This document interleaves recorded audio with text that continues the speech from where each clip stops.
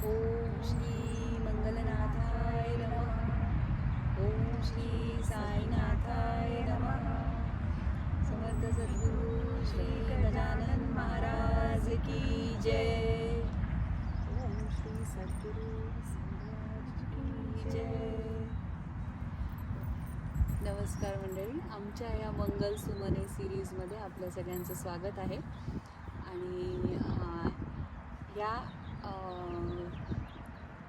Series हा खरं बोध जो आहे की अशी काही सुमने जमवायचा हा माझे सद्गुरू श्री मंगलनाथ महाराज यांच्याकडून काही काळापूर्वी मला झाला. आणि खरं तर काय आहे की श्रवण ही नवविध भक्तीची पहिली पायरी आपण सगळेजण म्हणतो. म्हणजे त्या 9 पायऱ्या आहेत आणि त्या 9 पायऱ्यांच्यावरती मिठमिठाच्या आमच्या आश्रमामध्ये स्वामी मच्छिंद्रनाथ उभे आहेत. म्हणजे त्यांच्यापर्यंत पोचायचं असेल तर त्या 9 पायऱ्या चढायला लागतात. आणि पहिलीच पायरी श्रवण आहे. श्रवण म्हणजे भगवंताचं नाव, त्याचे अनुभव जेव्हा आपण ऐकतो, तर त्या पहिल्या पायरीकडे आम्ही विचार केला की वाटचाल करावी.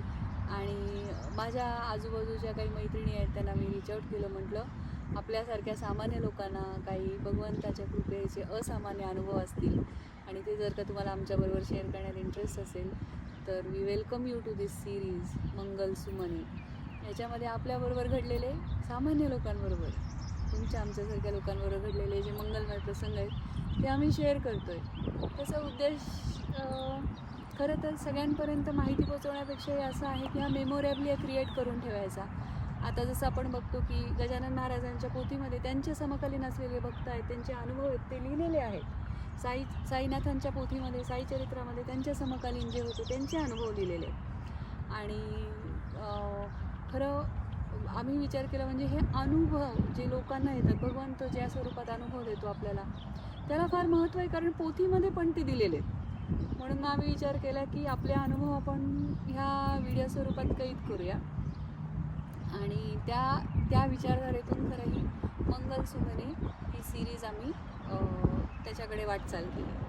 तर माझ्याबरोबर आज आहे सुवर्णा कुलकर्णी गणपुले. ती माझी मैत्रिणी, शिकागोमध्ये आम्ही राहतो आणि साईनाथांची ती भक्ती करते, तर तिचे अनुभव आहेत. आणि माझ्याबरोबर आज आहे मंजुषा गजानन महाराजांची भक्ती करते. आणि आज ती खरं मंजुषा आज आमच्याबरोबर ह्या आजच्या एपिसोडमध्ये तिचा अनुभव शेअर करणार आहे. तर आपल्या सगळ्यांचं स्वागत आहे मंगल सुमने. वेलकम मंजुषा, वेलकम सुवर्ण. नमस्कार मंडळी, मी मंजुषा पांडे. मी गजाननाची भक्त आहे आणि मला काही आलेले अनुभव आहेत गजानन महाराजाचे. म्हणजे एक महत्त्वाचा अनुभव मी तुम्हाला शेअर करते आज. तर माझा अनुभव हा मुंबईतील आहे माझा. तर म्हणजे 2015मध्ये आम्ही आमचं नवीन घर घेतलं मुंबईला आणि आम्ही शिफ्ट झालो. पण माझ्याकडे गजानन महाराजाची पोथी नव्हती जी मी दर गुरुवारी वाचते. तर मला असं वाटलं की आता मी कसं करणार, कसं वाचणार दर गुरुवारी. तर माझे मिस्टर बोलले की आपण एका बुक स्टोअरमधून घेऊन घेऊया ती, म्हणजे तुला सुरुवात तरी करता येईल.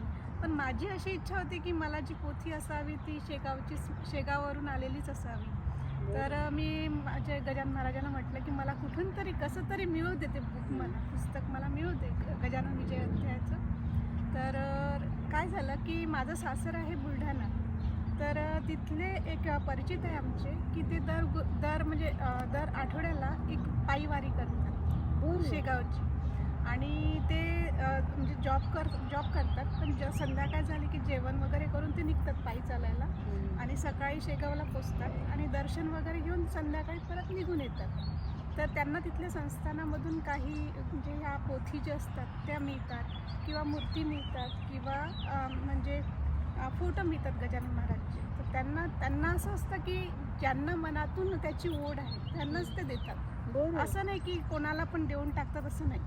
तर त्यांनी त्यावेळेस जेव्हा वारी करून आले तेव्हा त्यांनी माझ्या घरी येऊन ते पुस्तक दिलं.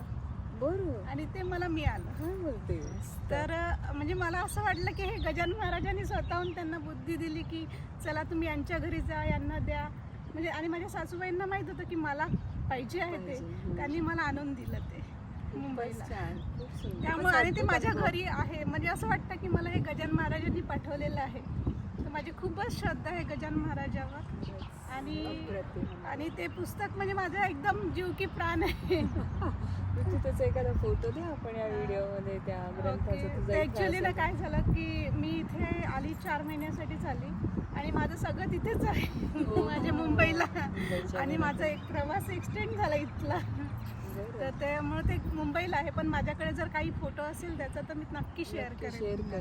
पहा किती विलक्षण. म्हणजे आता तू इथे प्रार्थना केली, हां. तू इथे बोलली, महाराजांनी तिकडे ऐकलं आणि कोणाच्या तरी तुझे कर्वे तुला पाठवलं. पाठवून हां, दिलं. आणि तेच. ते सुद्धा म्हणजे असं मेमोरेबल Memorable अनुभव आहे. आहे. अनुभव आहे खरं. आणि इथे आपल्याकडे शिकागोला खरं गजानन महाराजांचा भक्त परिवार खूप आहे. खूप आहे, खूप मंदिरही मोठं आहे. खूप सुंदर मंदिर पण आहे. खूप सुंदर आहे. आणि एक माझं जे माहेर आहे ते अमरावती जिल्ह्यातली वरुणमधलं आहे. आणि जेव्हा मी इकडे शिकागोला यायला निघाली तेव्हा म्हटलं अरे इथे गजानन महाराजचं मंदिर असेल का. म्हणजे मला असं माहीत नव्हतं की ते या एरियामध्ये आहे का. आणि असं वाटलं की इथे एवढ्या दूर कसं असणार ना. सहसा तर- सगळ्या गजानन महाराजांचं गजानन. मंदिर. मंदिर हां, मिळणार मंदिर नाही. म्हणजे हां. असं म्हणजे तर भक्त खूप आहेत. माझे मिस्टर पण भक्त आहेत त्यांचे. तर ते पण बोलले की इथे असेल असं वाटलं नाही मला. पण काय झालं की माझ्या गावाला गजानन महाराजच्या ओरिजिनल पादुका आहे. ते त्यांना हो. कोणीतरी दिलेले आहेत. ते एक वानखडे म्हणून आहे त्यांच्या घरी आहेत ठेवलेले. तर कोरोनामध्ये कुठे दर्शन झालं नाही गजानन महाराजचं. तर मी जेव्हा माझ्या आईकडे गेली तेव्हा त्या आईने सांगितलं तिथे पादुका आहे म्हणून. तर मी जाऊन दर्शन करून आली यायच्या पहिले तिथे. बरं. तर त्या पादुका इथल्या सीकेबीच्या मंदिरात दाखवलेल्या. बरं. हा, तर त्याच्यामुळे मला कळलं की अरे हा इथं शिकागोला पण गजानन महाराज मंदिर आहे. ओ. ते असं कनेक्शन होत मला इथे कोणी सांगणार नव्हतं इथे आल्यावर की इथे आहे. आणि कोणासोबत ओळख पण तेव्हा नव्हती. तर कोविड काळ होता. कोविड तर काय होतं. होतं ते. पण मला तशी लिंक लागली की इथे मंदिर इथे आहे असं. महाराजांनी तुला धरून धरून ठेवलेलं आहे. इकडे आले की त्यांचं हे आहे. आणि बघ मी यायच्या 2 वर्ष आधीच गजानन महाराजचं इथे स्थापना झाली ना हो, 2019. 2019 हा तेच मी म्हटलं बघ पहिले गजानन महाराज आले आणि नंतर मला यायला इथे. हो. आणि गजानन महाराज आले, त्यांच्या पाठोपाठ साईनाथ आले, हा. त्यांच्या पाठोपाठ स्वामी समर्थ आले, हो तेच. दत्तात्रय स्वामी तर आहे. आणि ते- आता तर विठ्ठल रुक्मिणी पण हो, आहेत. विठ्ठल रुक्मिणी आणि म्हणजे पूर्ण महाराष्ट्रच तिथे जमलेलं जमलेलं आहे. आहे. आपले आराध्य दैवत सगळे हा. तिकडे आहे. पण खूप म्हणजे मी असं गजानन महाराजांचे खूप सुंदर भक्त परिवाराकडून खूप सुंदर अनुभव ऐकलेले आहेत. माझ्या घरामध्ये माझी काकू पण गजानन महाराजांची भक्त हा. आहे. तिला पण खूप सुंदर अनुभव आहेत. महाराजांचे अनुभव खूप सुंदर आहेत. असे सगळ्यांना म्हणजे मध्ये परवाच त्या यांची माझी भेट झाली. ती विद्याताई पडवळ, त्या इथे मुखद्गत पारायण करतात मी गेले गजानन होते त्या महाराजांचं. त्यांची माझी भेट झाली. आणि जेव्हा त्यांच्याकडून मी एक किस्सा त्यांचा एवढा सगळा खरं गजानन महाराज इतक्या ठिकाणी त्यांचं बरंच फिरणं झालेलं आहे. त्या बरेच ठिकाणी पारायण करतात आणि खूप किस्से सांगतात गजानन महाराजांचे. आणि मी तेच म्हटलं की महाराजांनी त्यांना ते काम दिलंय की हो. माझ्याबद्दल तू सगळ्यांना सांग. हो. आणि त्यांच्या मुखातून खरं एवढं, कारण साधी सोपी नाही ती नाही पोथी. एवढी आणि होती एवढं ओळीच्या ओळी कुठे पण चूक नाही. त्यांना लक्षात येतं काही वाटलं मिस झालं तर सांगतात नाही नाही मला इथे वाटतं चूक. परत ते सांगतात की परत ते नाही सांगतात. हे असं झालं. म्हणजे एवढं त्यांचं ते पाठांतर हो, खरं. स्ट्रॉंग आहे ना. म्हणजे गजानन महाराजांच्या भक्त परिवाराचं माझं हे ऑब्झर्वेशन आहे की बरेच जण रोज ती पोथी, म्हणजे त्या पोथीत गोडवा इतका आहे की रोज वाचाविषयी वाटते. वाटतंय. हां. तिची आई पण गजानन महाराजांची भक्त तिचं आहे. इतकी स्पीड आहे. माझी आई रोज वाचते आणि रोज तासून तास वाचते असं म्हणेन. जेव्हा नोकरी करत होती तेव्हा कमी वाचण्यात होतं. हं. पण तिची इतकी स्पीड आहे की ती नुसतं अशी बोटं फिरवते. आणि काही लोक तिला गंमत करतात, वाचतं की फक्त बोटं फिरवतात. पण तिचं इतकं फास्ट वाचन आहे आणि ती इतकं, म्हणजे मी माझ्या जन्मापासून तरी बघते तिला.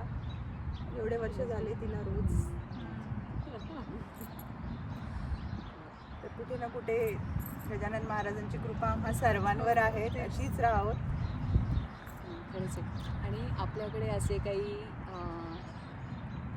असामान्य वाटणारे किंवा आपल्या सामान्य जीवनामध्ये असामान्य असं ईशकृपेचा सावली जर का आपल्या आयुष्यामध्ये भगवंताने प्रदान केली असेल आणि तुम्हाला जर का आमच्याबरोबर शेअर करण्यात इच्छा असेल तर कमेंटमध्ये तुम्ही प्लीज मेन्शन करा. I will reach out to you and will be more than happy to share all experiences. आणि इथे भाषेचं बंधन नाही आहे. ज्यांना इंग्रजीमध्ये कम्फर्टेबल ते इंग्रजीत बोलतात, ज्यांना मराठी आहे, हिंदी आहे, संस्कृतमध्ये पण एक ताई आहेत, त्या संस्कृतमध्ये आपल्याला म्हणाल्या की मी संस्कृतमध्ये संवाद साधेन. मी म्हटलं बरं, तशी इच्छा आहे भगवंताची, असं आम्ही मानून चालतो. आणि सगळ्यांच्या म्हणजे आज तर आता साईनाथ गजानन महाराज आणि श्री बाबा त्यांच्या चरणी प्रार्थना करतो की आपले आशीर्वाद आणि कृपादृष्टी आमच्यावरती सदैव राहावी. सद्गुरुनाथ महाराज की जय.